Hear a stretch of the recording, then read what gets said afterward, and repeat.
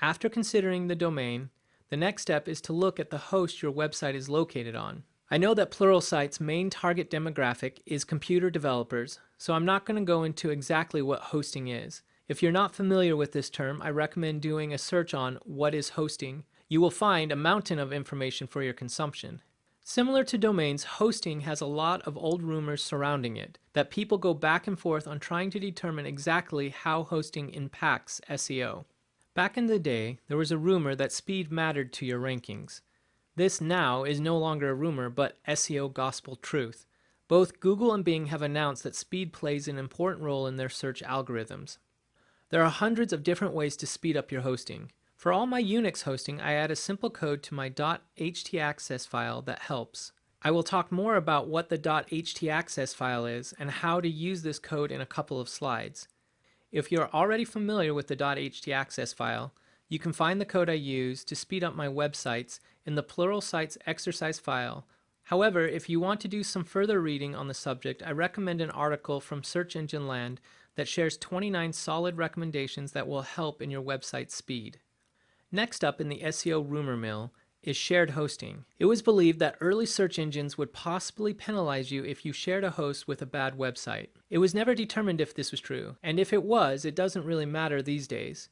Now search engines are sophisticated enough to understand that shared hosting can have hundreds and thousands of different customers. However, there is one caveat to note about shared hosting.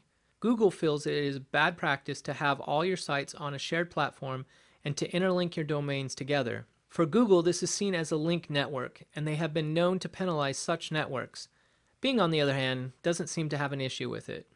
The uptime of a server is important, and apart from obvious damage to your website's performance, frequent crashes negatively affect SEO. Often the uptime of a website doesn't have as much to do with the hosting company as it has to do with the user using the hosting company. Pages that do not exist, or 404 pages, are the biggest offenders when search engines are determining the value of a website. Search engines want to provide the best results to their users. And when a website is down, for whatever reason, you can bet that the search engine will devalue the result. The best way to determine if you have 404 pages is to look at your Google and Bing Webmaster Tool. Both provide you a detailed report about what they are crawling.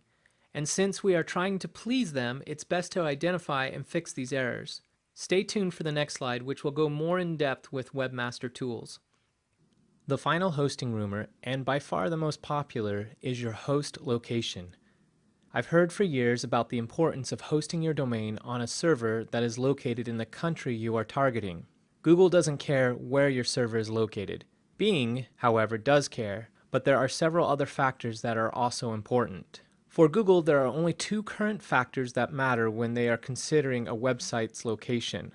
First, what you enter into Google Webmaster, which we'll talk about shortly, and second, your links that are pointing to your website, called backlinks.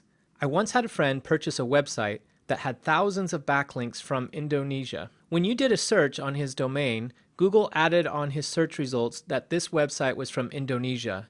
He had that site for years, and even though he never changed his hosting, which was in San Jose, California, he couldn't convince Google that the site was not in Indonesia.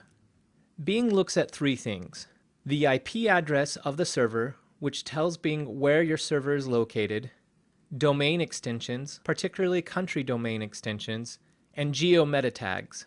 Geotagging isn't server-side, but rather found in the meta tags of the web page. We'll talk more about meta tags in the next module.